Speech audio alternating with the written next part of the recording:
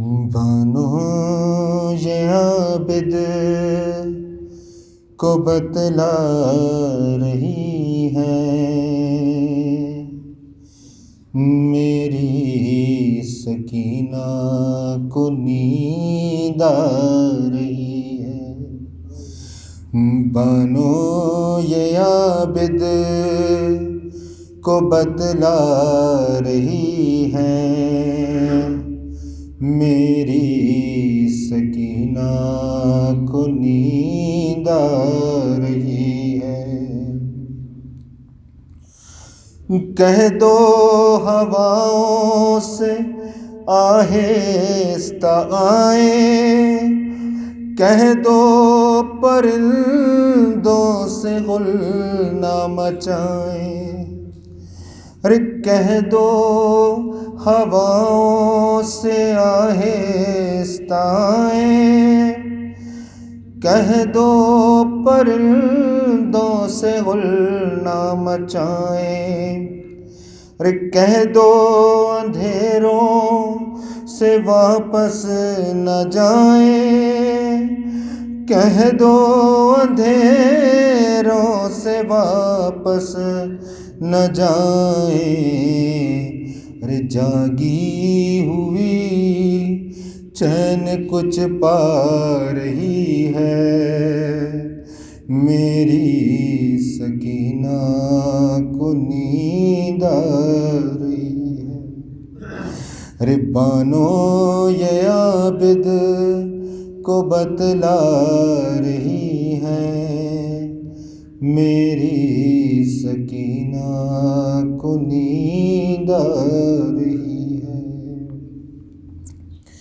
ارے شاید رسن کی اذیت ہوئی کم، ارے مدہم کرو بیویوں شور ماتم، سجاد زنجیر بولے نہ اس دم، سجاد زنجیر بولے نہ اس دم، ارے شاید غموں کی گھڑی جا رہی ہے، میری سکینہ کو نیند آ رہی ہے۔ بانو یہ عابد کو بتلا رہی ہے، میری سکینہ کو نیند آ رہی ہے۔ ارے یہ شام غریبہ کی جاگی ہوئی ہے، تماچوں کے ڈر سے نہیں سو سکی ہے، ذرا اب گلے سے رسن جو کھلی ہے، ذرا اب گلے سے رسن جو کھلی ہے، سکون سے جو اب سانس لے پا رہی ہے، میری سکینہ کو نیند آ رہی ہے۔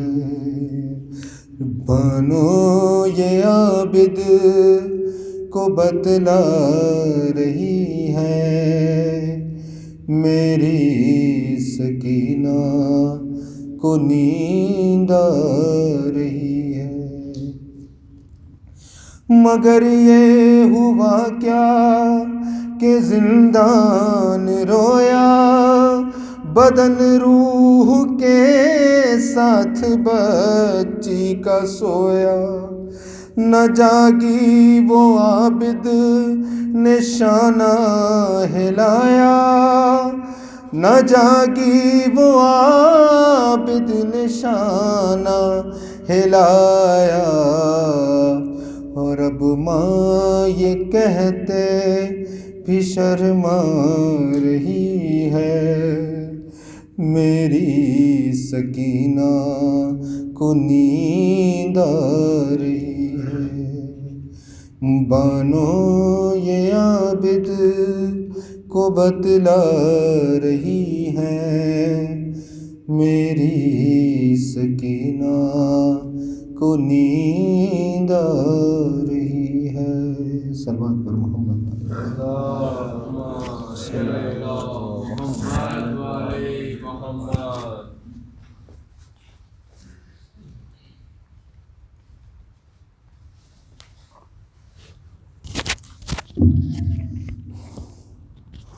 صلوات پڑھنا۔ اللہم صلی اللہ۔ سورہ کہف سناتا ہے، یہ سر کس کا ہے؟ سورہ کہف سناتا ہے، یہ سر کس کا ہے؟ خون آنکھوں سے بہاتا ہے، خون آنکھوں سے بہاتا ہے، یہ سر کس کا ہے؟ سورہ کہف سناتا ہے، یہ سر کس کا ہے؟ چلتے چلتے جو سکینہ کہیں گر جاتی ہے، چلتے چلتے جو سکینہ کہیں گر جاتی ہے، خود کو نیزے سے گراتا ہے، خود کو نیزے سے گراتا ہے، یہ سر کس کا ہے؟ سورہ کہف سناتا ہے، یہ سر کس کا ہے؟ جس طرف جاتا ہے بازار میں سر اکبر کا، جس طرف جاتا ہے بازار میں سر اکبر کا، اس طرف دیکھتا جاتا ہے، اس طرف دیکھتا جاتا ہے، یہ سر کس کا ہے؟ سورہ کہف سناتا ہے، یہ سر کس کا ہے؟ جب بھی داخل کسی بازار میں ہوتے ہیں حرم،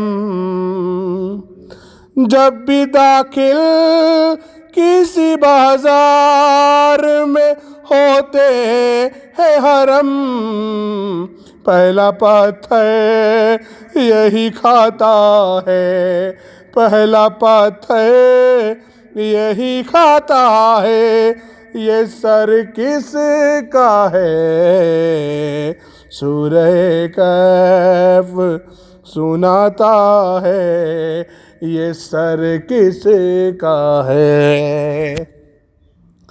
رات ہوتی ہے تو معصوم سی ایک بچی کو،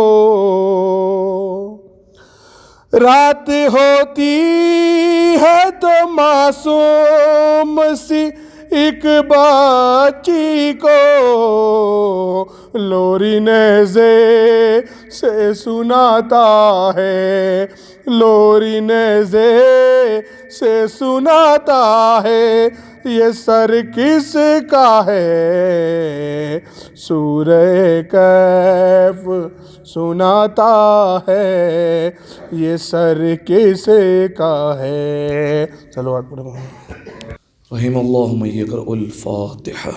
بسم اللہ الرحمن الرحیم، الحمد للہ رب العالمین، الرحمن الرحیم، مالک یوم الدین، ایاک نعبد و ایاک نستعین، اہدنا الصراط المستقیم، صراط الذین انعمت علیہم غیر المغضوب علیہم ولا الضالین۔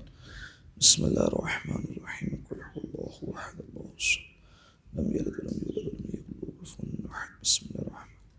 قل هو الله أحد الله الصمد لم يلد ولم يولد ولم يكن له كفوا أحد. بسم الله الرحمن الرحيم. قل هو الله الصمد لم يكن له كفوا أحد. اللهم اغفر للمؤمنين والمؤمنات والمسلمين والمسلمات الأحياء منهم والأموات. اللهم تابع بيننا وبينهم بالخيرات إنك مجيب الدعوات إنك على كل شيء قدير برحمتك يا أرحم الراحمين.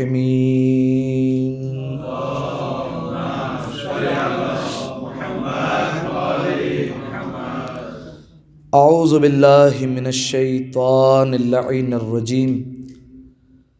بسم اللہ الرحمن الرحیم.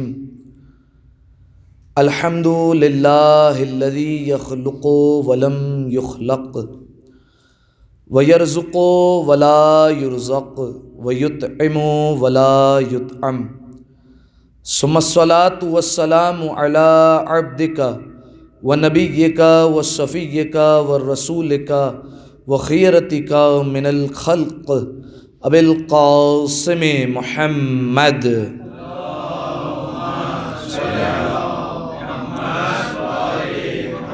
وعلی اہل بیتہ الطیبین الطاہرین المعصومین المظلومین سیما ابن عمہ علی علیہ السلام وهو النبأ العظیم والصراط المستقیم والقرآن الکلیم وهو الصدیق الأکبر والفاروق الأعظم وحبل اللہ المتین وامام المسلمین ووصی رسول رب العالمین واللعنۃ الدائمۃ علی اعدائہم اجمعین.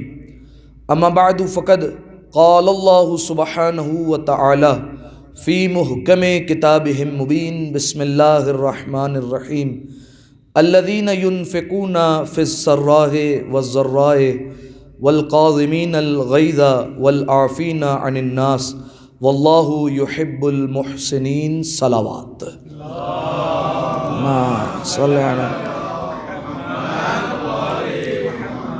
سامعین محترم، آپ تمام مؤمنین اور مؤمنات کی خدمت میں شہادت امام موسی کاظم علیہ الصلاۃ والسلام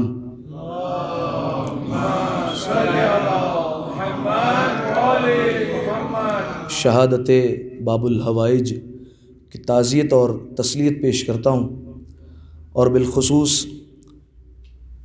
اس مجلس کے اس غم کے حقیقی وارث زمانے کے امام کی خدمت میں ہدیہ تعزیت اور تسلیت پیش کرنے کے لیے مل کر دعائے سلامتی امام زمانہ پڑھیں گے. بسم اللہ الرحمن الرحیم.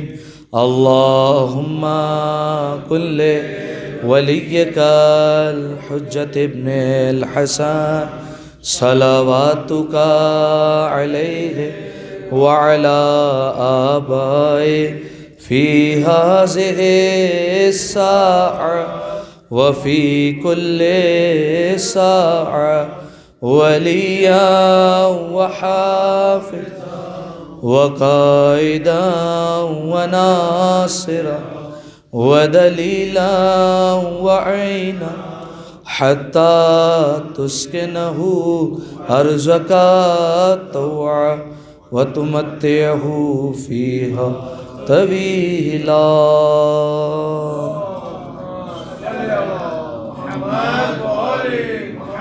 اس سے بہتر صلوات ہدیہ کریں.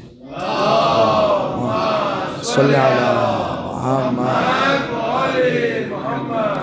خوش نصیب ہیں وہ مؤمنین اور وہ مؤمنات جو اس وقت ساتویں امام کا پرسہ دینے، یا یوں کہوں اس امام کا پرسہ دینے جس کا لاشا بغداد کے پل پر رکھ دیا گیا تھا، اس کا پرسہ دینے کے لیے جمع ہوئے ہیں. شہزادی آپ تمام کو اس کا اجر عنایت فرمائیں.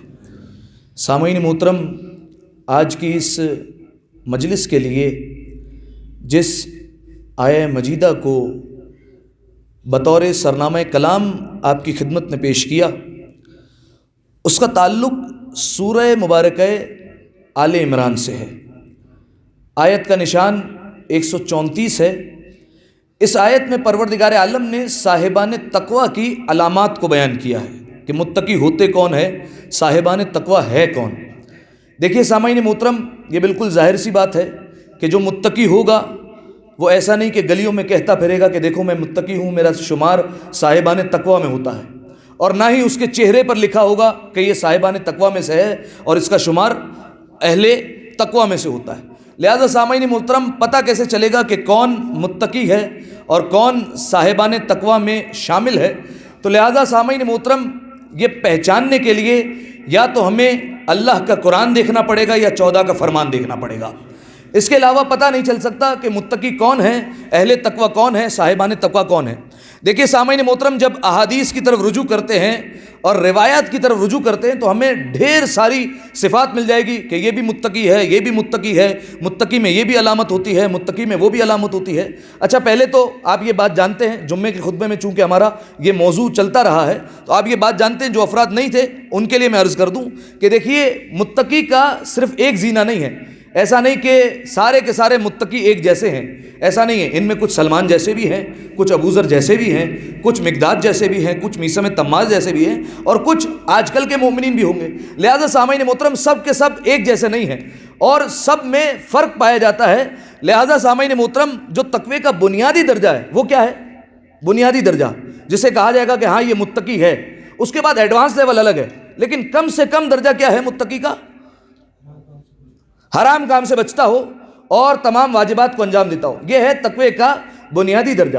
لہذا ڈھیر ساری صفات بیان ہوئی ہے قرآن مجید میں، احادیث میں، کہ یہ بھی متقی ہوتا ہے، وہ بھی متقی ہوتا ہے۔ خود امیر المؤمنین نے نہج البلاغہ میں ایک پورا خطبہ ارشاد فرمایا جس میں مولانا نے 110 صفتیں بیان کی متقی کی، اہل تقوی کی، کہ یہ متقی ہوتا ہے جس میں یہ 110 صفت ہوتی ہے۔ اور یقیناً وہ ایک ایڈوانس لیول ہے کہ جو جیسے جیسے یہ صفتیں اپناتا جائے گا اس پہ اس کا تقوی کا معیار بڑھتا چلا جائے گا، لیکن جو بنیادی تقوی ہے وہ وہی ہے کہ تمام حرام کام سے بچنا ہے اسے۔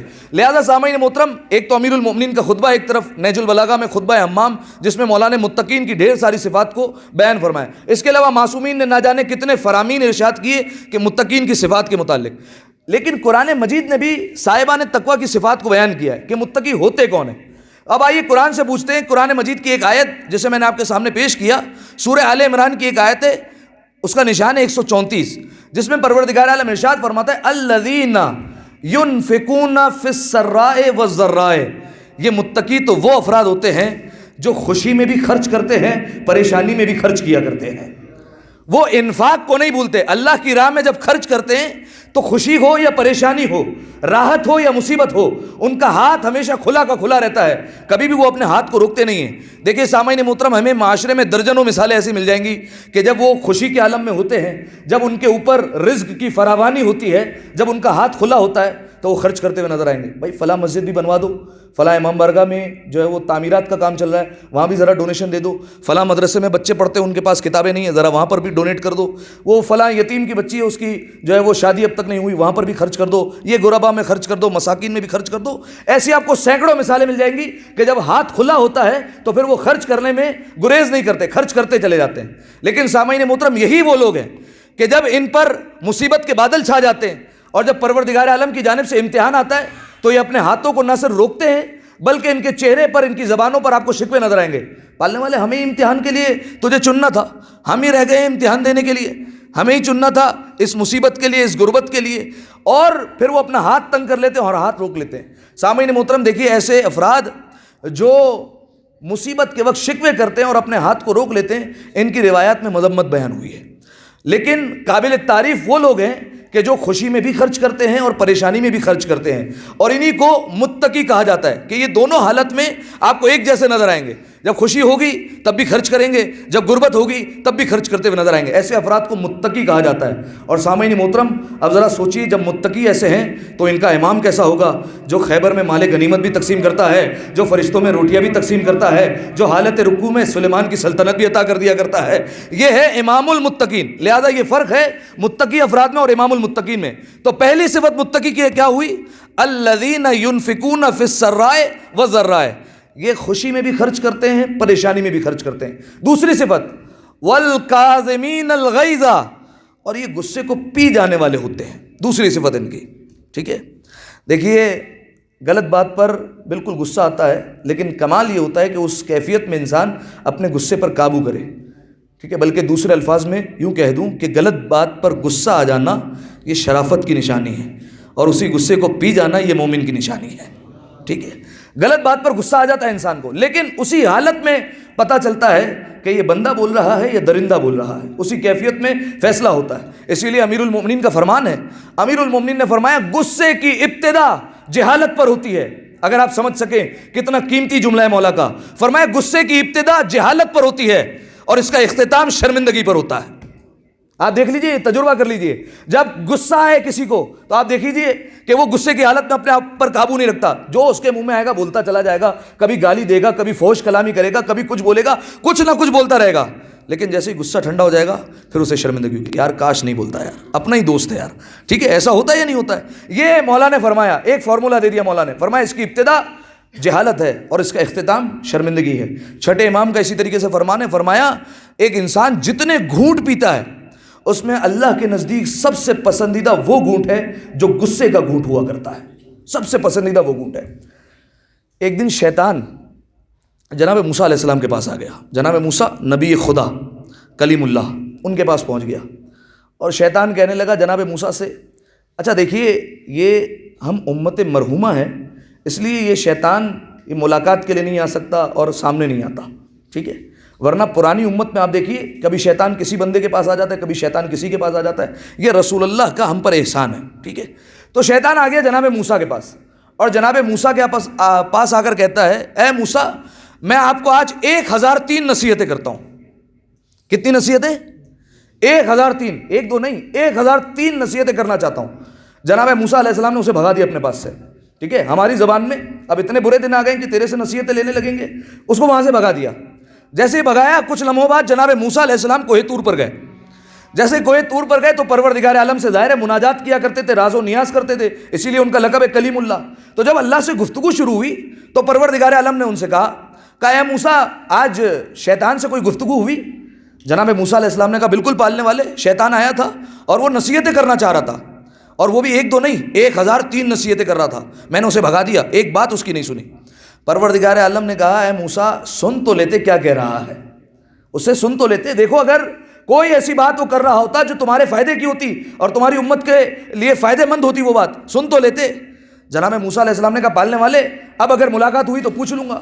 پروردگار عالم نے کہا ہاں اتنا طے ہے کہ وہ 1003 میں سے 1000 فالتو باتیں کرنے والا تھا، 3 بڑی کام کی کرنے والا تھا، لہذا جب ملو تو اس سے کہنا کہ 3 شروع کی بتا دے، باقی 1000 اپنے پاس رکھ لے۔ تو اب جب ملاقات ہوئی تو جناب موسیٰ علیہ السلام نے کہا کہ بھائی وہ پچھلی ملاقات میں تم نے کہا تھا کہ 1003 نصیحتیں کرنا چاہتے تھے، وہ کیا ہے؟ کہا کہ میں آپ کو ساری نصیحتیں بتاتا ہوں۔ جناب موسیٰ نے کہا یہ 1000 اپنے پاس رکھ، شروع کی 3 بتا دے خالی۔ کہا اچھا شروع کی 3 سننی ہے؟ کہا شروع کی 3 نصیحتیں یہ ہیں کہ میں بندوں کو نصیحت کرتا ہوں کہ 3 کاموں میں جلدی کر لے ورنہ میں انہیں بہکا دوں گا، ٹھیک ہے۔ دیکھیے ہم یہ کہتے ہیں شیطان کا کام جلدی کا ہوتا ہے، ٹھیک ہے، یہ کہتے ہیں جلدی کا کام شیطان کا ہوتا ہے، شیطان خود کہہ رہا ہے، بہکانے والا خود کہہ رہا ہے 3 کام میں جلدی کرنا ورنہ بہکا دوں گا میں۔ اب جناب موسیٰ علیہ السلام نے کہا وہ 3 کام کون سے ہیں؟ کہا نیکی کا پہلا کام، نیکی کا اگر ارادہ کرو تو وہ نیکی کرنے میں جلدی کرنا ورنہ میں بہکا دوں گا۔ آپ دیکھیے کئی بندے ایسے ہوتے ہیں سوچتے ہیں یار فلاں ادارے میں فلاں جگہ ڈونیشن دے دیتا ہوں، فلاں بندہ غریب ہے یار اس کو ضرورت ہوگی مدد کر دیتا ہوں، لیکن پھر تھوڑا سا وقت گزرتا ہے اپنا ہاتھ روک لیتے ہیں، نہیں یار ابھی نہیں، 1 مہینے بعد ایک ساتھ کر دوں گا، اب وہ اگلا مہینہ پھر کبھی نہیں آتا، ٹھیک ہے۔ تو پہلا اس نے کیا کام بتایا؟ پہلی اس نے نصیحت یہی کی نیکی کا ارادہ کرو تو جلدی کرنا، اگر جلدی نہیں کرنی تو میں اس راستے سے تمہیں ہٹا دوں گا، بہکا دوں گا۔ دوسرا اشارہ اس نے یہ کیا، دوسرا نقطہ یہ بیان فرمایا کہ دیکھو جب کبھی بھی کسی نامحرم خاتون کے ساتھ تنہائی میں ہو تو اس تنہائی کو جلدی ختم کر دینا ورنہ میں بہکانے میں دیر نہیں کروں گا، دوسرا نقطہ۔ اور تیسرا نقطہ کہا جب کبھی بھی غصے کی حالت میں ہو تو اپنی حالت بدلنے میں جلدی کرنا ورنہ میں بہکانے میں دیر نہیں کروں گا۔ حالت بدلنے میں کیا مراد ہے؟ دیکھیے اب روایت میں اس کے کئی طریقے بیان ہوئے۔ ایک انسان جب غصے میں آئے تو پھر اسے چاہیے اپنی حالت بدل لے۔ کیسے حالت بدلے گا؟ کھڑا ہوا ہو تو بیٹھ جائے, بیٹھا ہوا ہو تو لیٹ جائے, ایک جگہ بیٹھا ہو تو دوسری جگہ بیٹھ جائے. یہ کیفیات وہ ہیں, یہ حالتیں وہ ہیں جس سے انسان غصے پر قابو پا لیتا ہے. کہ یہ اپنی حالتیں بدلتا رہا کرو, شیطان کبھی بھی غصے میں بہکانے میں کامیاب نہیں ہوگا. لہذا سامعین محترم, اس نے فرمایا 3 کام, اس نے بتایا بلکہ معذرت فرمایا, اس نے کہا 3 کام میں جلدی کرا کرو ورنہ میں بہکا دوں گا. اور تیسری صفت, 2 صفتیں ہو گئی متقی کی, پروردگار عالم نے جو بیان فرمائی, الذین ینفقون فی السراء والضراء, جو خرچ کرتے ہیں خوشی میں بھی پریشانی میں. دوسری صفت والکاظمین الغیظ, غصے کو پی جانے والے ہوتے ہیں. تیسری صفت والعافین عن الناس, بندوں پر بڑے مہربان ہوتے ہیں. ٹھیک ہے, یہ متقی وہ ہوگا جو بندوں پر رحم دلی سے پیش آئے گا. لوگوں پر رحم کرو تاکہ اللہ تم پر رحم کرے, روایت کا جملہ ہے. لوگوں پر آج رحم کرو گے, لوگوں کا شکریہ ادا کرو گے تو اللہ کا شکریہ بعد میں ادا ہوتا ہے. یہ اس طریقے سے روایت کے مفاہیم موجود ہے. بندوں پر مہربان ہوتا ہے. واللہ یحب المحسنین, اللہ تو احسان کرنے والوں کو پسند کرتا ہے. سامعین محترم, اب آپ غور کیجئے, یہ آیہ مجیدہ اشارہ کرتی ہے 7ویں امام کی ذات گرامی کی طرف. آپ دیکھیے, پہلی صفت, جیسی بھی حالت و خرچ کرتے ہیں. امام کا لقب ہو گیا باب الحوائج, حاجتوں کا دروازہ. یہ غصے کو پی جانے والے ہوتے ہیں. امام کا لقب ہی کیا ہے؟ کاظم, غصے کو پی جانے والا. اور تیسری صفت, بندوں پر مہربان ہوتے ہیں. آپ دیکھیے کئی واقعات آپ کو مل جائیں گے کہ جو زندان باندھتے امام نے انہیں معاف فرما دیا. ٹھیک ہے, کئی روایتیں آپ کو مل جائے گی. لہذا 7ویں امام کی ذات گرامی کی طرف یہ آیہ مجیدہ اشارہ کرتی ہے. سامعین محترم, آئیے اب چند معروضات آپ کی خدمت میں پیش کرتا ہوں. دیکھیے 7ویں امام کا دور وہ دور ہے کہ جب بنو عباس کا عروج تھا. ٹھیک ہے, یہ جو ہم کہتے ہیں 5ویں امام اور 6ٹھے امام نے بہت زیادہ علم پھیلایا, یہ کیوں پھیلایا تھا؟ یہ اسی لیے پھیلایا تھا کیونکہ بنو امیہ اور بنو عباس یہ آپس میں جھگڑا کر رہے تھے. ٹھیک ہے, لڑائی جھگڑے میں مصروف تھے. 6ٹھے امام کو موقع مل گیا, امام نے علم کو فروغ دیا اور نہ جانے کتنے جو ہے وہ علم کے دروازے مولا نے کھول دیے. آپ جانتے ہیں یہ ایسی یونیورسٹی تھی کہ جہاں پڑھنے والے ہزاروں تھے, پڑھانے والا ایک ہی تھا. امام اکیلے پڑھاتے تھے. اور ایک روایت کے مطابق تاریخ کہتی ہے مولا 500 سبجیکٹ پڑھانے والے تھے اور نہ جانے کتنے لوگوں کو ماہر بنایا اور پھر وہ آگے پڑھایا کرتے تھے. اور یہی راویان کہتے ہیں, راوی کہتے ہیں کہ جب بھی ہم مسجد کوفہ میں آتے تھے تو ہر جگہ گروہ بنے ہوئے ہوتے تھے, کیونکہ مولا کا جو درس ہوتا تھا وہ مسجد کوفہ میں ہوتا تھا. ہر طرف گروہ بنے ہوئے ہیں. کسی کو جس درس میں جا کر بیٹھنا اس درس میں جا کر بیٹھ جائے. وہاں اصول کا درس ہو رہا ہے, وہاں فقہ کا درس ہو رہا ہے, وہاں سائنس کا درس چل رہا ہے, وہاں کیمسٹری کی باتیں ہو رہی ہے, وہاں فزکس کی بات ہو رہی ہے, یہاں ریاضی کی باتیں ہو رہی ہے, یا میتھس کا کام چل رہا ہے. اسی طریقے سے سب گروپ بنے ہوتے تھے, لیکن سب میں ایک ہی آواز آ رہی ہوتی تھی, قال الصادق, 6ٹھے امام نے یہ کہا ہے, قال الصادق قال الباقر, 5ویں امام نے یہ کہا ہے. ہر گروہ میں یہ صدا ہوتی تھی. لہذا 5ویں اور 6ٹھے امام کا دور وہ دور جب بنو امیہ اور بنو عباس آپس میں لڑ رہے تھے. مولا کو موقع ملا, مولا نے علم کے دروازے کھول دیے. لیکن جب 7ویں امام کا دور آیا, اب ایسا نہیں تھا. اب بنو عباس کا دور تھا. اب وہ دور تھا کہ 6ٹھے امام تعارف نہیں کروا سکتے کہ میرا بیٹا یہ امام ہے. کھل کر تعارف نہیں کروایا مولا نے. مولا نے اپنے خاص صحابیوں کو بتایا اور دبے لفظوں میں بتا کر گئے کہ میرے بعد یہ امام ہوگا. آپ دیکھیے مولا کی حکمت. 6ٹھے امام کو زہر کس نے دلوایا, کوئی بتا سکتا ہے؟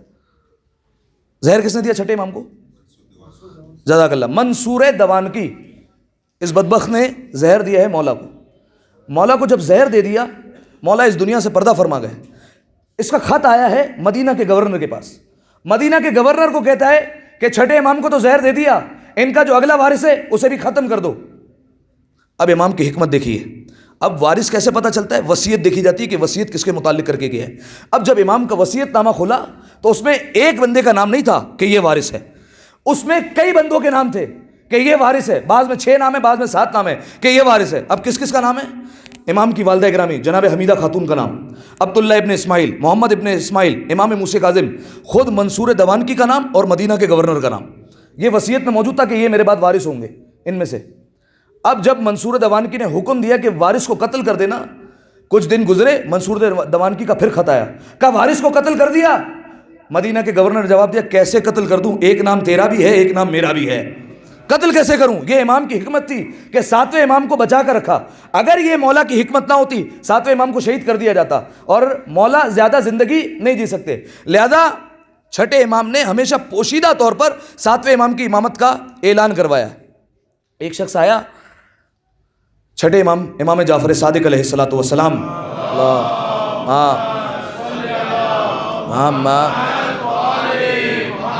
ان کی خدمت میں آ کر کہتا ہے مولا یہ امام کی صفت کیا ہے, امام کی علامتیں کیا ہیں؟ آپ کو یاد ہو تو میں نے پورا اشرح زینبیہ اسی بات پر پڑھا تھا, امام کی علامتوں پر, اگر یاد ہو. امام کی علامت کیا ہے؟ امام نے ایک علامت بیان فرمائی, فرمائے امام وہ ہوتا ہے جو لہو و لعب سے دور ہوتا ہے. لہو و لعب یعنی کھیل تماشوں سے دور ہوتا ہے. وہ تمہیں کھیل تماشوں میں نظر نہیں آئے گا, اس سے تمہیں دور نظر آئے گا ہمیشہ. ابھی وہ صحابی کہتا ہے میں نے پوچھا, اتنے میں 7ویں امام ایک بکری کے بچے کے ساتھ کھیلتے کھیلتے آ گئے.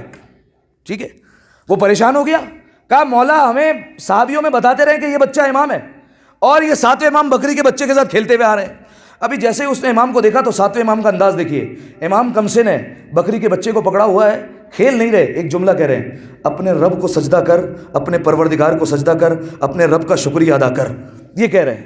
جیسے ہی یہ جملہ کہا تو وہ راوی فوراً کہتا ہے, فوراً صحابی کہتا ہے, خاندان رسالت کے بچے ایسے ہی ہوا کرتے ہیں. یہ خاندان رسالت کے بچے ہیں جو, دیکھیے مقصد کیا ہے, مقصد یہ ہے کہ امام جانور کو بھی بغیر سجدہ کیے ہوئے نہیں دیکھ سکتے, تو چاہنے والوں کو کیسے دیکھ لیں گے, چاہنے والوں کو کیسے دیکھیں گے بغیر نماز کے, بغیر سجدے کے. لہٰذا امام نے ایک صفت بیان فرمائی کہ امام جو ہوتا ہے وہ لعب و لہب سے, کھیل تماشے سے دور ہوتا ہے. ٹھیک ہے, اب دیکھیے یہ امام کی میں نے عبادت کا بیان فرمایا کہ جانوروں کو بھی حکم دے رہے ہیں کہ عبادت کرو, سجدہ کرو, اپنے چاہنے والوں کو کیسے برداشت کریں گے بغیر عبادت کے. اور 7ویں امام کا تو خود لقب ہی کیا ہے, عبادت کی وجہ سے مشہور ہوا, کیا لقب ہے کوئی بتا سکتا ہے؟ حاجتیں قبول کرنے کی وجہ سے جو لقب مشہور ہوا وہ ہے باب الحوائج. غصہ پی جانے کی وجہ سے جو لقب مشہور ہوا وہ ہے کاظم. عبادت کرنے کی وجہ سے ایک اور لقب مشہور ہوا, وہ کیا ہے؟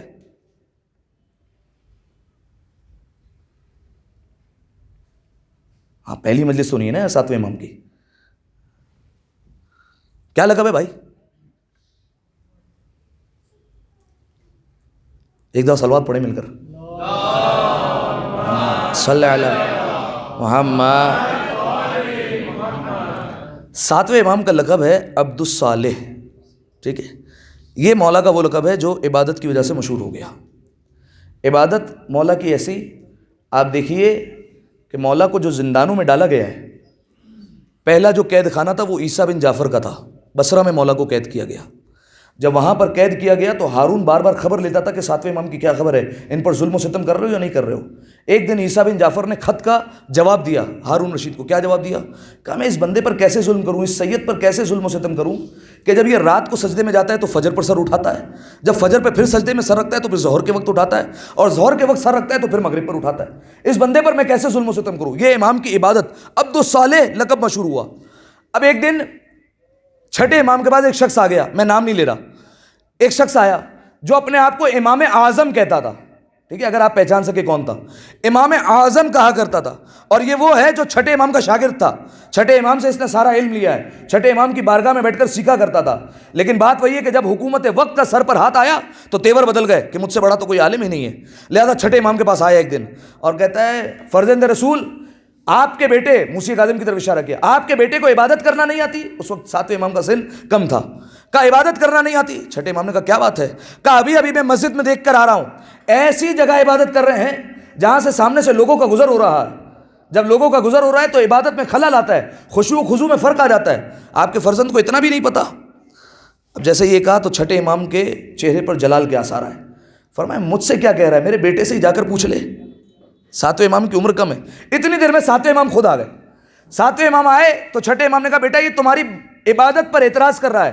اسے اعتراض ہے کہ تم ایسی جگہ عبادت کر رہے تھے جہاں سے لوگ گزرتے ہیں, اور جب لوگ گزرتے ہیں تو خشوع و خضوع میں فرق آ جاتا ہے. 7ویں امام نے منہ بھی نہیں لگایا. کہا بابا آپ اس سے کہہ دیجئے. امام نے خود جواب نہیں دیا. کہا بابا آپ اس سے کہہ دیجئے. کیا کہہ دیجئے؟ کہا میرا اللہ میری شہرک سے زیادہ قریب ہے. جب اتنا قریب ہے تو سوال ہی پیدا نہیں ہوتا کوئی درمیان سے گزر کر چلا جائے. سوال ہی پیدا نہیں ہوتا. میرا اللہ تو شہرک سے زیادہ قریب ہے, لہذا سوال ہی نہیں ہے کہ میرے خشوع و خضوع میں خلل آ جائے. ایک دفعہ صلوات پڑھ دے مل کر باواز بلند ما صلی علی. ایک قید خانے سے دوسرے قید خانے, عیسیٰ بن جعفر کے قید خانے سے مولا گئے فضل ابن ربی کے قید خانے میں چلے گئے. اچھا مولا کی زندگی آپ بتا سکتے ہیں کتنے برس زندان میں گزری ہے؟ کتنے برس گزری ہے؟ اور کوئی؟ اچھا الگ الگ روایت ہے. بعض روایت میں 24 سال, بعض میں 34 سال بھی ہے, اور بعض میں 14 سال بھی, کہ 14 سال تک مولا نے قید دیکھی ہے. ایک زندان سے مولا دوسرے زندان جاتے تھے. فضل ابن ربی کا قید خانہ, وہاں پر بھی یہی عالم ہوا. مولا کی عبادت سے وہ متاثر ہو گیا, ہارون رشید کو خط لکھ دیا کہ میں ظلم و ستم نہیں کر سکتا. البتہ وہاں ایک واقعہ ضرور پیش آیا تھا جو مشہور و معروف واقعہ ہے اور آپ کے سب ذہنوں میں بھی ہے، لیکن وہ الگ بات ہے کہ کبھی کبھار عمل نہیں ہوتا۔ وہ کیا واقعہ ہے؟ جب ایک چاہنے والے نے آ کر دیکھا مولا کو کہ مولا ایک ایسے قید خانے میں ہے جہاں مولا صحیح طریقے سے کھڑے بھی نہیں ہو سکتے، تو اس نے فوراً کیا کہا مولا میرے گھر چلیے، میرے گھر میں ایک بہت بڑی جگہ ہے، میں وہاں آپ کو رکھ دوں گا، وہاں پر ایسی کوئی پریشانی نہیں ہے۔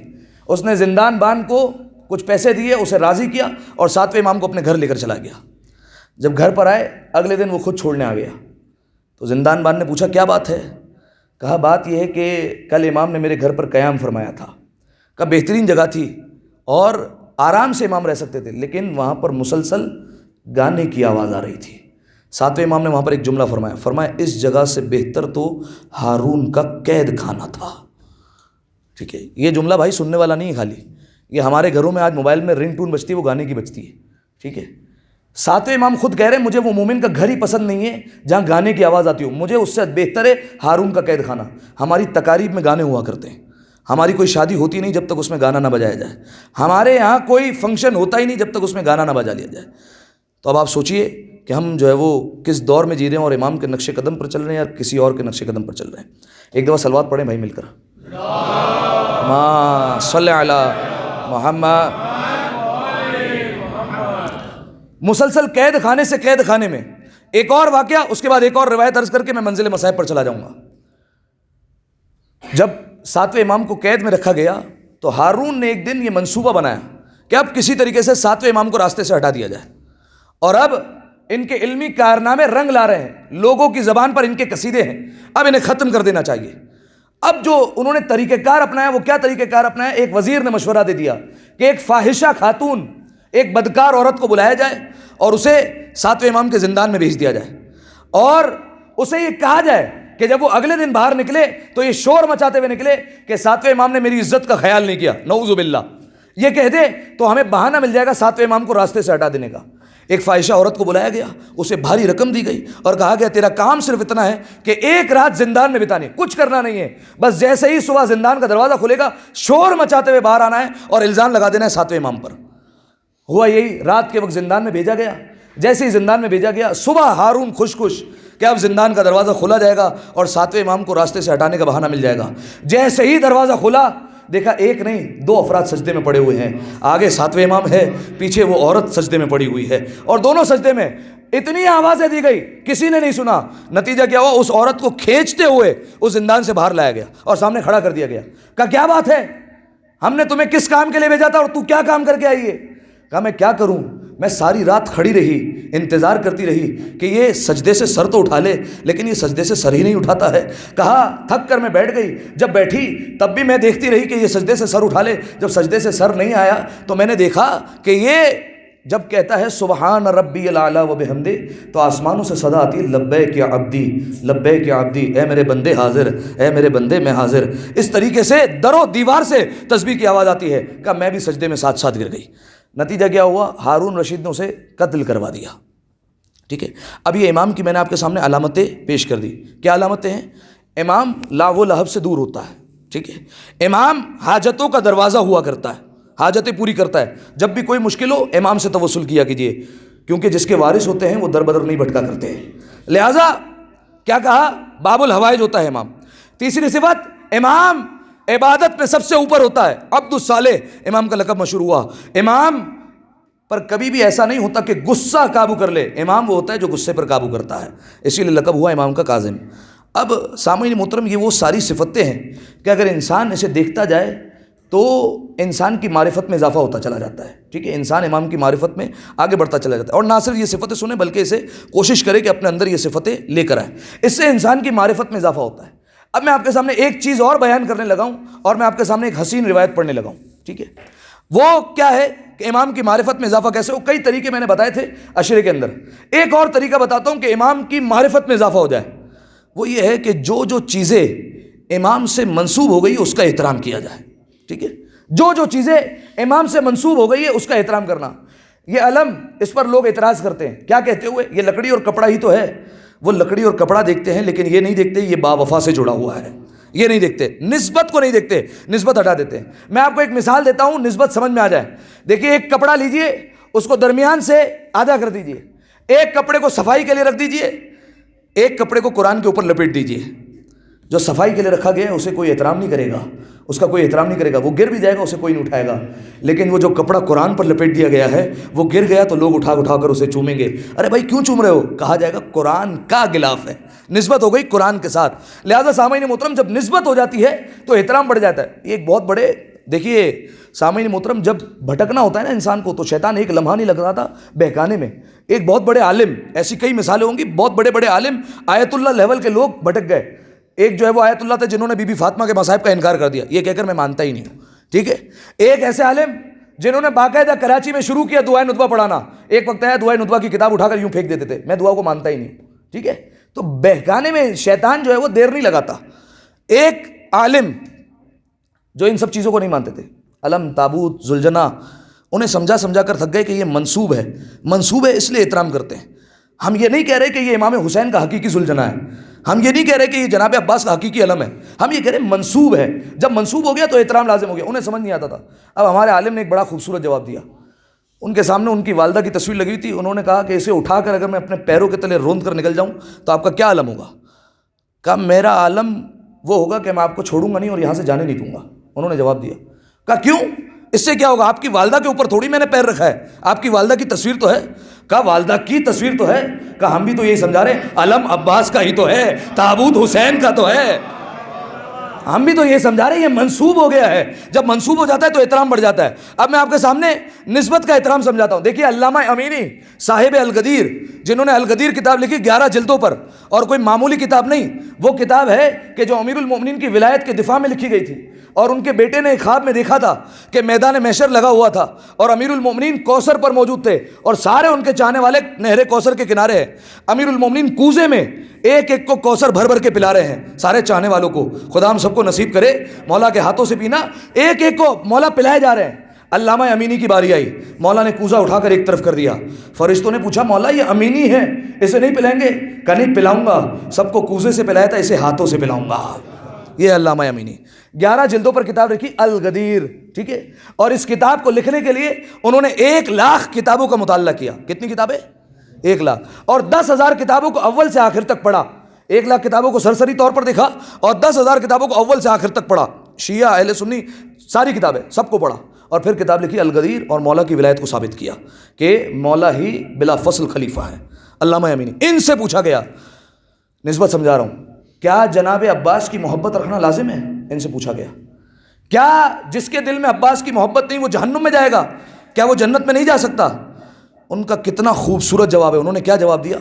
کہا عباس کی کہاں بات کر رہے ہو، میں جو میرے دل میں عباس کی محبت ہے اس نسبت سے نہیں کہ ذاتی دشمنی کی بنیاد پر، ذاتی جھگڑے کی بنیاد پر نہیں، کہا اس نسبت سے کہ میرے دل میں عباس کی محبت ہے، مجھ سے کیا کوئی اگر میرے جوتے کے تسمے سے بھی نفرت کرے گا سیدھا جہنم جائے گا۔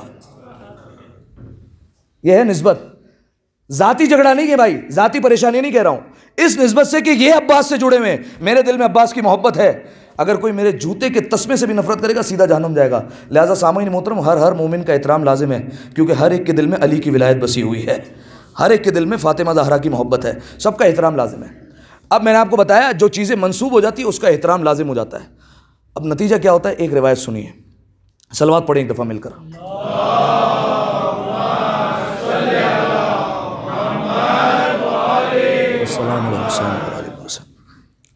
سامعین محترم انتہائی توجہ چاہ رہا ہوں اس روایت پر اور بات ختم۔ راوی کا نام ہے صالح معروضی، ٹھیک ہے، کیا نام ہے؟ صالح معروضی، ٹھیک ہے۔ یہ نام اس لیے آپ سے میں نے پوچھا تاکہ پتہ چلے کہ آپ توجہ سے سن رہے ہیں، ٹھیک ہے۔ صالح معروضی وہ کہتا ہے کنت فی قافلۃ الحجاج قاصدا لزیارت بیت اللہ الحرام وصاحبنا فی الطریق رجل لا اعرفہ بالاسم والنسب وکان عنده شیء ملفوف بالثوب وکان یبالغ فی حفظہ بل ربما رأیت اکثر ملاصقا بصدرہ، ٹھیک ہے۔ صالح معروضی کہتا ہے کنت فی قافلۃ الحجاج، ہم حاجیوں کے قافلے میں تھے، جیسے آج کل گروپس جاتے ہیں زیارت پر، کاروان جاتے ہیں، اس زمانے میں بھی قافلے نکلا کرتے تھے بن کر۔ کہا میں حاجیوں کے قافلے میں تھا، کیوں نکلے تھے؟ قاصدن لزیارت بیت اللہ الحرام، اللہ کے گھر کی زیارت کرنے کے لیے نکلے تھے ہم گھر سے۔ وصاحبنا فی الطریق رجل، کہ ہمارے قافلے میں ایک بندہ تھا، لا اعرفہ بالاسم والنسب، نہ مجھے اس کا نام پتا تھا نہ مجھے اس کا خاندان پتا تھا۔ آپ کہیں مولانا صاحب یہ کون سی بڑی بات ہے، ہم بھی قافلوں میں جاتے ہیں، ہمارے سامنے بھی اتنے سارے لوگ ہوتے ہیں، نہ نام پتا ہوتا ہے نہ خاندان پتا ہوتا ہے، پھر یہ توجہ کا مرکز کیوں بنا ہوا تھا؟ آگے سنیے، فرمایا نہ اس کا نام پتا تھا نہ مجھے اس کا خاندان پتا تھا، لیکن وجہ کیا تھی؟ فرمایا وَكَانَ عِنْدَهُ شَيْءٌ مَلْفُوفٌ بِالثَّوْبِ، فرمایا لیکن اس کے پاس ایک چیز تھی جو کپڑے میں لپٹی ہوئی تھی، ٹھیک ہے، صرف کپڑے میں لپٹی ہوئی تھی نہیں، وَكَانَ يُبَالِغُ فِي حِفْظِهِ، فرمایا یہ اپنے سے زیادہ اس چیز کی حفاظت کرتا تھا، ٹھیک ہے۔ بل ربما رأیت اکثر ملاصقا بصدرے، حفاظت کیا، میں تو اکثر دیکھتا تھا کہ اس چیز کو وہ اپنے سینے سے لگا کر رکھتا تھا، سینے سے جدا نہیں کرتا تھا۔ نتیجہ سنیں گے تو قسم خدا کی جھوم اٹھیں گے۔ ایک شخص تھا، اس کے پاس ایک چیز تھی، کپڑے میں لپٹی ہوئی تھی، اپنے سینے سے لگا کر رکھتا تھا، خود سے زیادہ حفاظت کرتا تھا، ٹھیک ہے۔ کہا میں دیکھتا تھا وہ اپنے سینے سے چیز لگا کر رکھتا تھا، کبھی جدا نہیں کرتا، سوتا تھا تو اپنے سینے سے لگا کر سوتا تھا، بیٹھتا تھا کھانا کھانے بیٹھتا تھا تو اپنے برابر میں رکھتا تھا، کبھی اس چیز کو اپنے آپ سے جدا نہیں کرتا تھا۔ کہا میں پریشان ہو گیا یہ ہے کیا؟ کہا لیکن میں پوچھ نہیں سکا کیونکہ جانتا نہیں تھا۔ کہا بعد یومین ظللنا عن الطریق، فرمایا 2 دن بعد ہمارا قافلہ راستہ بھٹک گیا، ہم سارے راستے سے دور ہو گئے، کیونکہ ظاہر ہے پیدل قافلے نکلتے تھے، پتہ نہیں چلتا تھا کہ کون سا راستہ ہے، لہذا راستہ بھٹک گئے۔ اب پتہ نہیں چل رہا کہ کون سا صحیح راستہ ہے۔ کہا جب سارا قافلہ ڈھونڈ ڈھونڈ کر تھک گیا کہ کون سا راستہ صحیح راستہ ہے، کہا جب کسی کو نہ ملا تو اس نے اس چیز کو آگے کیا، ٹھیک ہے، آواز دی، وَوَضَعَ يَدَهُ الْيُمْنَى، اپنا سیدھا ہاتھ اس چیز پر رکھا، آواز دے کر کہا یا مبارک أَيْنَ الطَّرِيق، او بابرکت چیز بتا راستہ کہاں پر ہے۔ توجہ چاہ رہا ہوں میں آپ کی، اگر آپ تھوڑا سا بیدار ہو کر سن لے، اے بابرکت چیز بتا راستہ کہاں ہے۔ اذن بصوت کصوت الانسان، اس میں سے ایسے آواز آئی جیسے ایک انسان کی آواز ہوا کرتی ہے، ایسے آواز آئی، کیا آواز آئی؟ خذ بالیمین وامش قلیلا وانت علی الطریق، تھوڑا سا دائیں طرف چلے جاؤ، آگے تھوڑا سا چلو تم اپنے راستے پر پہنچ جاؤ گے۔ کہا میں نے سن لیا کہ اس چیز سے ایسے آواز آ رہی ہے۔ کہا ہم سب اس کے کہنے پر ایک اس راستے پر چلے گئے، دائیں چلے گئے، پھر تھوڑا سا چلے، دیکھا واقعی راستہ مل گیا۔ کہا سارا قافلہ خوشی سے جھوم اٹھا، میں اس کو ڈھونڈنے لگا یہ گیا کہاں؟ کہا لیکن قافلہ اتنا بڑا تھا آگے پیچھے ہو گیا، نہیں ملا۔ کہا قافلہ پھر چلنے لگا۔ بعد 3 یوم، 3 دن بعد، دیکھیں میں عربی میں پڑھ اس لے رہا ہوں تاکہ آپ کو یقین ہو جائے، بعد 3 یوم، 3 دن بعد، نفد الماء، پانی ختم، فعطشنا عطشا شدیدا، ہمیں شدید پیاس لگنے لگی، اور ایسی پیاس کہ انسان تو انسان، جو سواری کے جانور تھے ان کی زبانیں لٹک گئی، اور اب محسوس ہو رہا تھا کہ جانور بھی دم توڑ دیں گے اور یہ انسان بھی سارے کے سارے دم توڑ دیں گے اور کوئی نہیں بچے گا، ٹھیک ہے۔ اب جب اس نے دیکھا کہ جب سارے پیاس سے بلک رہے ہیں اور سب کو پیاس محسوس ہو رہی ہے، اس نے پھر اس چیز کو آگے کیا، یا مبارک این الماء، اے بابرکت چیز بتا پانی کہاں پر ہے۔ اذن بصوت کصوت الانسان، اس میں سے پھر ویسے ہی آواز آئی جیسے ایک انسان کلام کیا کرتا ہے۔ کیا آواز آئی؟ انا عند الجبل عینا صافیہ، کچھ آگے چلو ایک پہاڑ ہے، پہاڑ کے دامن میں ایک صاف و شفاف چشمہ بہہ رہا ہے، جاؤ وہاں جا کر پانی پی لو۔ جیسے ہی سنا سارا قافلہ وہاں پر گیا۔ کہا میں نے بھی جا کر پانی پیا۔ یہ کون کہہ رہا ہے؟ سالم معروضی کہتا ہے میں نے بھی جا کر پانی پیا۔ کہتا ہے واللہ ما شربت قط شرابا اطیب منہ والذ منہ، خدا کی قسم زندگی میں نہ ایسا خوشبودار پانی دیکھا تھا نہ اس سے لذیذ پانی دیکھا تھا، ایسا پانی نہیں دیکھا۔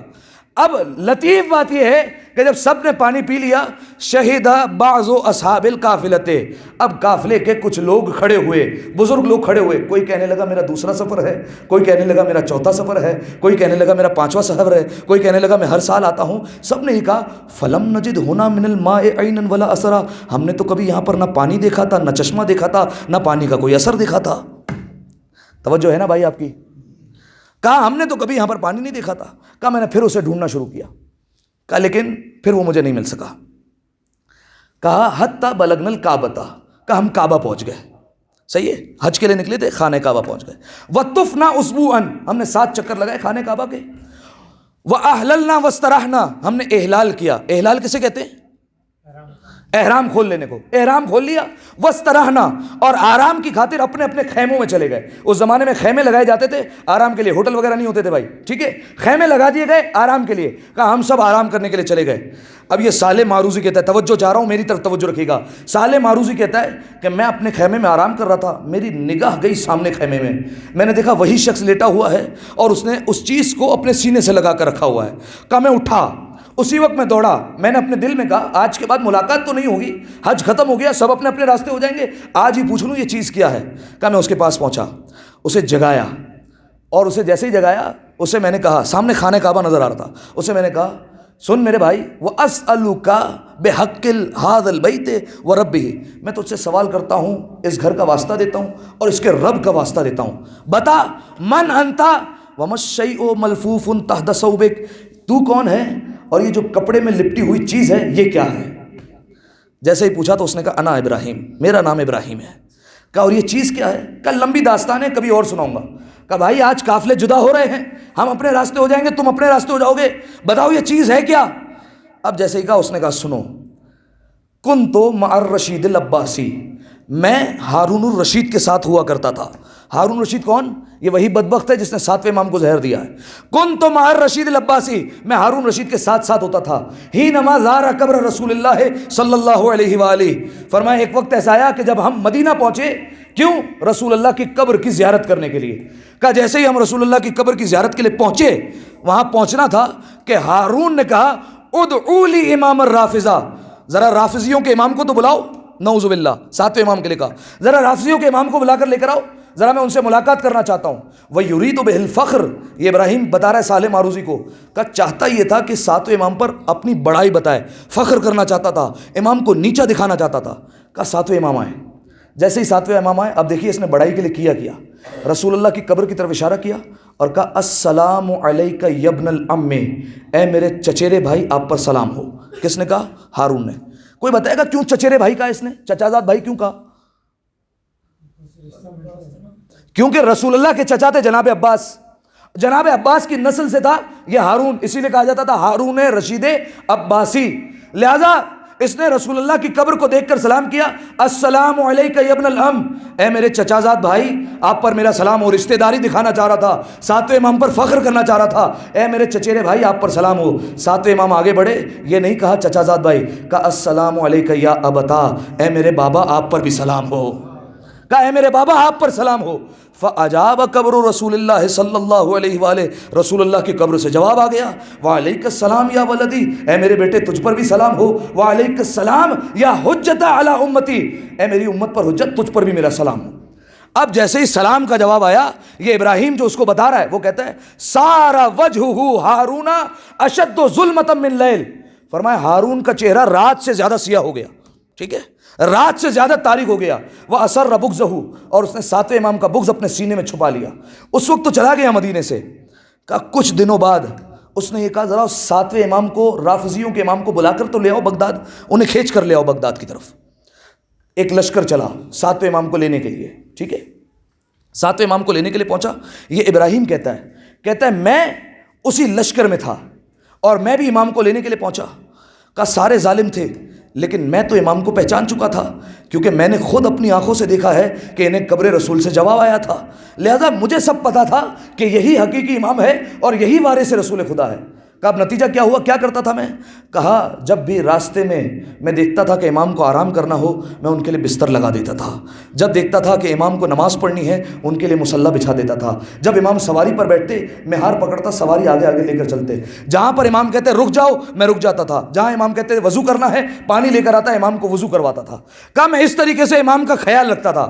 اب سنیے گا، خدا کی قسم اگر نتیجہ پہنچ گیا، امام سواری پر تھے، کہتا ہے ایک دن ایسا ہوا امام سواری پر موجود تھے، میں امام کی سواری کو کھینچ رہا تھا کہ اچانک سے انقطع نعلہ الیسریٰ، امام کے بائیں پیر کی جوتی ٹوٹ گئی، ٹھیک ہے، امام کے بائیں پیر کی نالین پارا ہو گئی، جوتی ٹوٹ گئی۔ جیسے ہی جوتی ٹوٹی، امام نے اسے پھینکا رستے میں اور کہا یا ابراہیم القہ فی الطریق، اے ابراہیم ذرا اس راستے سے تو ہٹا دو۔ کہ امام کی سواری آگے نکلی، کہ میں نے امام کی جوتی کو اٹھا کر غور سے دیکھا اور میں نے کہا یہ وہی جوتی ہے کہ اگر یہاں راستے میں پڑی رہی تو لوگوں کے نجس قدم اس پر پڑتے رہیں گے۔ کہا میں یہ برداشت نہیں کر سکتا. کہا میں نے فوراً اپنے سامان سے ایک کپڑا نکالا, اس کپڑے میں جوتی کو لپیٹا. کہا اس کپڑے میں نے جوتی کو لپیٹا مولا کی. وَوَضَعْتُهُ فِي مَتَاعِي, اور اسے میں نے اپنے قیمتی سامان میں سنبھال کر رکھا. کہا اسے رکھ دیا میں نے. کہا ہمارا قافلہ آگے چلا, ظہر کا وقت ہوا. امام نے کہا ابراہیم وضو کے لیے پانی. کہا میں دوڑتے ہوئے گیا, امام کے لیے پانی لے کر آیا. جیسے ہی پانی لایا, امام نے اپنی آستینوں کو الٹا. جیسے ہی آستینیں الٹی مولا نے, ابراہیم کہتا ہے میں نے دیکھا ایسا نور نکل رہا تھا امام کے ہاتھوں سے, ایسا نور میں نے کبھی نہیں دیکھا تھا, ایسا نور نکل رہا تھا. کہا میں ہاتھ میں وہ جام, وہ جسے برتن کہہ لیجئے, وہ برتن لے کر کھڑا ہوں اور اسی نور کو دیکھ رہا ہوں. امام نے کہا ابراہیم کیا دیکھ رہا ہے؟ کہا مولا یہ نور دیکھ رہا ہوں, آج تک نہیں دیکھا. مولا ایسا نور؟ امام نے اپنی جلد کو پکڑا اور کہا کیوں نہ ہو, ھذا جلد رسول اللہ, ھذا لحم رسول اللہ, یہ اللہ کے رسول کی جلد ہے, یہ گوشت اللہ کے رسول کا گوشت ہے. ایسا ہی جواب چھٹے امام نے بھی دیا تھا. آپ جانتے ہیں جب ابو حنیفہ چھٹے امام کو دیکھا کہ چھٹے امام کے ہاتھ میں عصا تھا, جوانی کے دن ہے مولا کے, عصا لے کر چل رہے ہیں, جیسے ہی دیکھا تو ابو حنیفہ نے اعتراض کیا, فرزند رسول کفران نعمت کر رہے ہیں, اللہ کی نعمت کا شکر ادا نہیں کرتے. امام نے کہا کیا مطلب؟ کہا اللہ نے جوانی جیسی نعمت عطا کی ہے اور اس میں آپ عصا لے کر گھوم رہے ہیں. امام نے کہا خاموش ہو جا, اللہ کے رسول کا عصا ہے, ہاتھ میں تبرک کے لیے رکھا ہوا ہے, ہاتھ میں برکت کے لیے رکھا ہوا ہے. جیسے ہی سنا رسول کا عصا ہے, فوراً جا کر عصے سے لپٹ گیا. کبھی عصے کو دائیں سے چومتا ہے, کبھی بائیں سے چومتا ہے, کبھی اوپر سے چومتا ہے, کبھی نیچے سے چومتا ہے. امام نے عصے کو مارا, کہا دور ہو جا, شرم نہیں آتی؟ عصے کا احترام کرتا ہے, یہ گوشت رسول اللہ کا گوشت ہے, یہ خون رسول اللہ کا خون ہے, یہ بال رسول اللہ کے بال ہے, یہ جسم رسول اللہ کا جسم ہے, یہ روح رسول اللہ کی روح ہے. فرمایا اس کا احترام نہیں کرتا. ساتویں امام نے بھی ویسے ہی جواب دیا, فرمایا ھذا جلد رسول اللہ, یہ رسول اللہ کی جلد ہے, کیوں نہ ہو, کیوں اس سے نور نہ نکلے. اب جیسے ہی کہا نا امام نے کہ یہ رسول اللہ کی جلد ہے, فوراً اس کی زبان سے نکلا ابراہیم کی, کہا مولا اگر جلد رسول کی ہے تو پیر بھی رسول کے ہیں. کہا بالکل. کہا اگر پیر رسول کے تو جوتی بھی رسول کی ہوئی. کہا اگر پیر رسول کے ہوئے تو جوتی بھی رسول کی ہوئی. امام نے کہا بالکل. کہا مولا آپ نے مجھے کہا جوتی ایک طرف کر دو, مولا میرا دل نہیں مانا, میرا بس نہیں چلا کہ وہ جوتی میں راستے میں چھوڑ دوں اور لوگوں کے نجس قدم اس پر آتے رہے. امام نے کہا پھر تو نے کیا کیا؟ کہا مولا وَلَفَفْتُ بِالثَّوْبِ وَوَضَعْتُ فِي مَتَاعِي, مولا میں نے اسے اٹھایا, کپڑے میں رکھ کر قیمتی سامان میں رکھا ہوا ہے. امام نے کہا وَلَوْ بَلَغْتَ بِهَذَا, اگر تیری معرفت اتنی ہے, اب سن. فرمایا اذا كنت في مظلم الليل فاطلب منه الضياء, جب کبھی اندھیری رات میں پھنس جائے نا, اس سے روشنی مانگ لیا کر, اس سے روشنی مانگ لیا کر. جب کبھی پیاس لگے نا تو اس سے پانی مانگ لیا کر. جب کبھی راستہ بھٹک جائے اس سے راستہ پوچھ لیا کر. اس کے بعد امام نے کہا کیا ایک ایک کر کے گنواتا رہوں, یہ مانگ لیا کر, وہ مانگ لیا کر. فرمایا سن, جدد الایمان بقلبک اللہ وبنبوت محمد وبولایت امیر المؤمنین وابناء المعصومین. فرمایا سن, جب بھی کوئی حاجت ہو اپنے دل میں اللہ کی توحید کی گواہی دے, محمد کی نبوت کی گواہی دے, علی اور اولاد علی کی ولایت کی گواہی دے. فَاطْلُبْ مِنْهُ مَا شِئْتَ, جو چاہیے سے مانگ لیا کر. سامعین محترم جملہ سنیے, ارے جس جوتی پر کچھ دیر کے لیے فرزند رسول کے قدم آ جائے وہ جوتیاں تو اتنا عطا کر دیں, اور جس زری میں میرا مولا 1400 برس سے آرام کر رہا ہے وہ زری کیسے عطا نہ کرے گی. سامعین محترم ہمارے ہاں آج کل کچھ مریض ہو گئے ہیں, تابوت سے نہیں مانگنا چاہیے, ذوالجناح سے کچھ مانگنا نہیں چاہیے, علم سے کچھ نہیں مانگنا چاہیے. ڈوب کے مر جاؤ تم لوگ. جو چیزیں منسوب ہو جاتی ہے اہل بیت سے, وہ ان کا احترام کرنا ویسا ہی ہے جیسے تم نے اہل بیت کا احترام کیا. ایک جوتی جس پر مولا کے کچھ دیر کے لیے قدم آ گئے وہ اتنی بابرکت ہو گئی. مولا نے کہا جو چاہے, پانی چاہیے اس سے مانگ, راستہ چاہیے اس سے مانگ, روشنی چاہیے اس سے مانگ, جو کچھ چاہیے اس سے طلب کیا کر. یہ ہے امام کی عظمت. ایک دفعہ صلوات پڑھے مل کر بآواز بلند.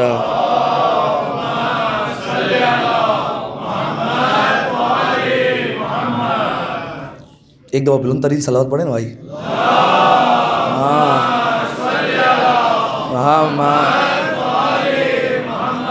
جزاک اللہ. لہذا سامعین محترم جو چیزیں منسوب ہو جائیں ان کا احترام بھی لازم ہے, لیکن افسوس وہ چیزیں کیا, امت نے اس امام کا ہی احترام نہ کیا. سامعین محترم یہ وہ امام کتنے برس تک, 14 برس تک, کم سے کم جو روایت ملتی ہے نا 14 برس تک مولا زندان میں رہے ہیں, ٹھیک ہے. اور ایک چاہنے والا، مشہور روایت ہے نا، ایک چاہنے والا آیا بھی تھا، آخری جس زندان میں رہے نا، اس زندان بان کا نام تھا سندھی بن شائق، ملعون تھا، اسی نے مولا کو زہر دیا ہارون رشید کے حکم سے۔ سندھی بن شائق بڑا اس سے گزارش کی کہ مجھے اپنے امام سے کسی طریقے سے ملنے دے دے، بہت جب تمنا کی نا تو اس نے اجازت دی کہ ٹھیک ہے اپنے امام سے جا کر مل لو، لیکن میں تمہیں ملاقات نہیں کرواؤں گا، بس خالی دیکھ لو اپنے امام کو اس روشن دان سے۔ ایک روشن دان تھا جہاں سے دیکھا جا سکتا تھا زندان میں، جو زندان تھا وہ زیر زمین تھا، مولا کو کسی کمرے میں نہیں رکھا گیا تھا، زمین کے نیچے رکھا گیا تھا، ٹھیک ہے، کہا جا کر دیکھ لو۔ اب جب اس نے روشن دان میں دیکھا تو سندھی بن شائق سے کہتے کیوں مذاق کر رہے ہو، یہاں تو کچھ بھی نہیں ہے، مجھے تو کچھ نہیں دکھائی دے رہا۔ کہا ذرا غور سے دیکھو۔ کہا نہیں، یہاں تو ایک چراغ جل رہا ہے اور ایک بس چادر پڑی ہوئی ہے۔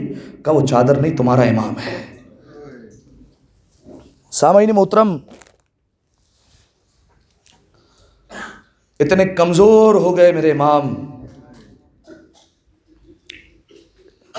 دیکھیے سامعین محترم، آج باب الحوائج کا ماتم ہے، آج اس امام کا ماتم ہے جس کا لاشا بغداد کے پل پر پڑا رہا۔ آج ہمیں آپ جانتے کس کس کو پرسہ دینا ہے؟ آج 8ویں امام علی رضا کو پرسہ دینا ہے، کیونکہ مولا یتیم ہو رہے ہیں۔ آج زمانے کے امام کو پرسہ دینا ہے کیونکہ ان کے جد کا پرسہ ہے۔ اب کہوں، آج ان کی دادی فاطمہ کو پرسہ دینا ہے، اور آج ان کی بیٹی معصومہ کم کو پرسہ دینا ہے۔ اجرکم اللہ، اجرکم الزہرا، مولا آپ کو کوئی غم نہ دے سوائے غم اہل بیت کے۔ بس سامعین محترم، 7ویں امام کے مسائل سنیے، یقیناً سخت ترین مسائل اس امام کے سنیے، اور مجھے اجازت دے دیں، اور پھر اس کے بعد آپ مل کر تابوت بھی اٹھائیں گے اس امام کا۔ سامعین محترم، روایت کے جملے ہیں، 7ویں امام کو قید کر دیا گیا زندان میں۔ آپ جانتے ہیں ایسا زندان جہاں نہ ہوا کا گزر ہے اور نہ جہاں سانس لینے میں دشواری ہوتی ہے، ایسے زندان میں مولا کو رکھا گیا۔ مولا کو ٹھیک طریقے سے نہ کھانا دیا جاتا ہے نہ پانی دیا جاتا ہے۔ مولا کے پیروں میں بیڑیاں ہیں، ہاتھوں میں ہتھکڑیاں ہیں، اور مولا کو زنجیروں میں باندھ کر رکھا گیا ہے۔ سامعین محترم، آپ جانتے ہیں ایک اور جملہ کہوں، زیارت کا ایک جملہ ہے، سلام ہو اس امام پر کہ جس پر زندان میں عذاب ڈھایا جاتا تھا۔ سامعین محترم، آپ جانتے ہیں کیا ظلم و ستم کیے جاتے تھے؟ یہ جو زندان بند تھا نا، یہ مولا کو نہ جانے کتنے تازیانے مارا کرتا تھا، کبھی مولا کو اگر تماچے مارا کرتا تھا۔ سامعین محترم، میرا دل کہتا ہے جب مولا کو پیاس لگتی ہوگی نا، مولا کہتے ہوں گے واہ حسینہ، جب بیڑیاں دیکھتے ہوں گے نا تو کہتے ہوں گے واہ سید سجاد، اور جب تماچا لگتا ہوگا نا تو کہتے ہوں گے یا سکینہ، ہائے زہرا، اجرکم اللہ، اجرکم الزہرا۔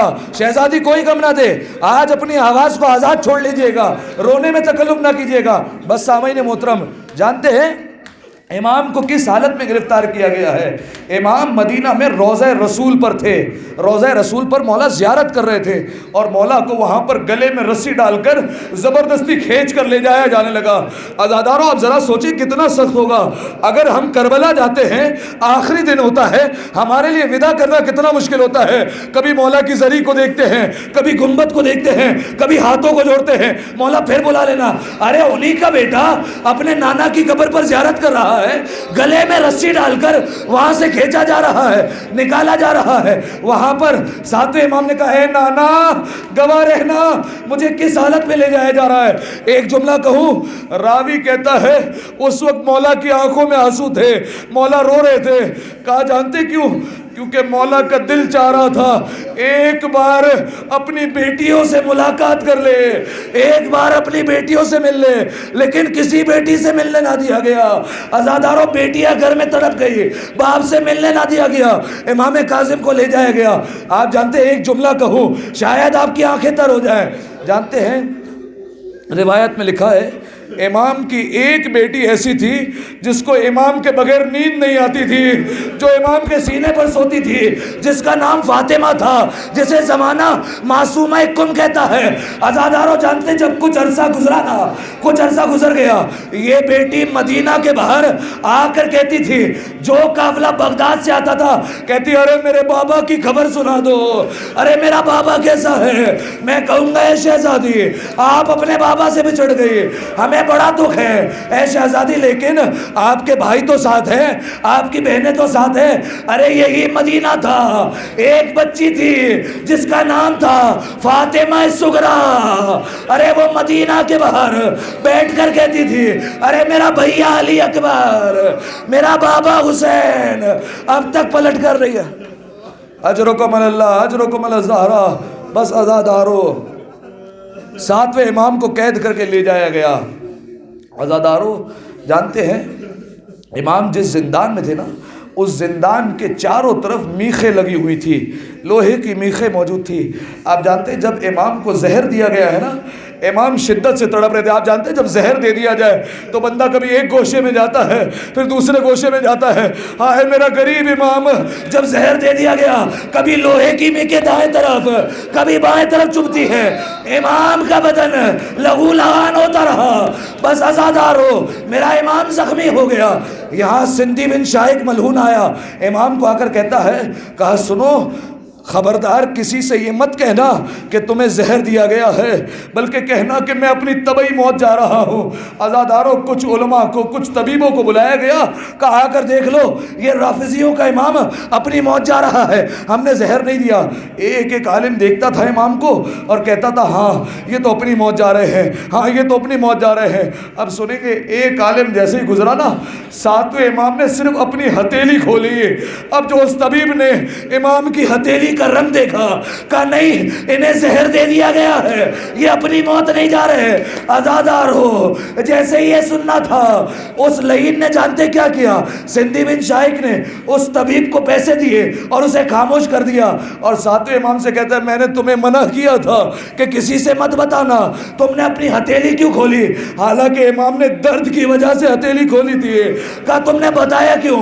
اب دیکھو میں کیا کرتا ہوں۔ اس بدبخت نے ایک قالین منگایا، امام کو لپیٹا، تازیہ نے امام پر برساتا رہا، کبھی کوڑے مارتا ہے، کبھی تازیانے مارتا ہے، کبھی تماچے مارتا ہے۔ ہائے میرا امام۔ بس عزادارو ایک روایت سن لیں، اجرکم اللہ، اجرکم اللہ زہرا۔ جانتے ہیں عزادارو مدینہ سے جب مولا کو گرفتار کر لیا گیا نا، کافی عرصہ گزر گیا، امام کا ایک چاہنے والا تھا جس کا نام تھا عبداللہ، اس کے دل میں بڑی تڑپ تھی کہ میں مولا سے ملاقات کر لوں۔ وہ سوچا کرتا تھا جب میرا یہ عالم ہے تو امام کی بیٹیوں پر کیا گزر رہی ہوگی، کب میں کچھ بھی کر کے اپنے امام کو چھڑا کر لے آؤں گا۔ اس نے اپنے ساتھ بھاری رقم لی اور چلا بصرہ گیا۔ بصرہ میں جا کر معلوم کیا کہ امام کو بغداد لے جایا جا چکا ہے۔ بغداد پہنچا، سنیے گا، ایک ایک قید خانے گیا، امام کا کہیں پتہ نہیں چلا۔ آخرکار اپنی سواری پر بیٹھا اور اس کے بعد رو کر کہتا ہے مولا میں تو تجھے چھڑوانے آیا تھا لیکن پتہ نہیں چل رہا، اب میں واپس مدینے جا رہا ہوں۔ بس عزاداروں اس کی آنکھ میں آنسو تھے۔ یہاں اس کی سواری نے خود چلنا شروع کیا اور ایک بار اس زندان کے پاس روکا جہاں امام تھے۔ اس سواری نے اپنا سر زندان کے روشن دان میں ڈال دیا۔ جب سر نکالا نا تو اس عبداللہ نے دیکھا کہ اس سواری کی آنکھوں میں آنسو ہے، کہ یہ کیا بات ہے، یہ میری سواری کیوں رو رہی ہے؟ اب جا کر اس نے دیکھا تو کہا کہ مجھے کچھ نظر تو نہیں آ رہا، بس ایک چادر پڑی ہوئی ہے اور کچھ نہیں ہے۔ لیکن کہتا ہے لیکن یہ دیواروں پر خون کیوں لگا ہوا ہے، یقیناً کوئی ماجرا ہے۔ کہا کوئی ہے یہاں؟ وہاں امام کی آواز آئی، کہا اے عبداللہ یہاں میں موجود ہوں۔ کہا رے کون ہے جو مجھے نام سے جانتا ہے؟ کہا عبداللہ واپس چلا جا۔ کہا آپ ہے کون؟ کہا تیرا امام موسی کاظم۔ عبداللہ واپس چلا جا۔ کہا مولا کیوں؟ سنیں گے۔ کہا تیری بیٹیاں تیرا انتظار کر رہی ہے، تیری بیٹیاں تیرا انتظار کر رہی ہے۔ ارے میں نہیں چاہتا بیٹیاں انتظار کرتی رہے، باپ نہ ہو۔ ہائے غربت موسی قاسم کی، نہ جانے کتنے سالوں تک اپنی بیٹیوں سے نہ ملے۔ کہا واپس چلا جا۔ عبداللہ نے کہا مولا میں چلا جاتا ہوں، آپ کا حکم ہے، بس اتنا بتا دو ملاقات کب کرو گے؟ کہا عبداللہ 25 رجب بغداد کے پل پر وہاں آ جانا، مجھ سے ملاقات ہو جائے گی۔ بس عزادارو عبداللہ کہتا ہے میں مدینہ گیا، کچھ دنوں بعد رجب دیکھ کر واپس نکلا۔ عزادارو جانتے ہیں یہاں مولا کو زہر دے دیا گیا، مولا کا جنازہ نکلا، لیکن جانتے کیسے؟ 4 مزدوروں نے مل کر مولا کا جنازہ اٹھایا۔ جس کے اتنے بیٹے ہو، اتنے شیعہ ہو، اس کا جنازہ 4 مزدوروں نے اٹھایا۔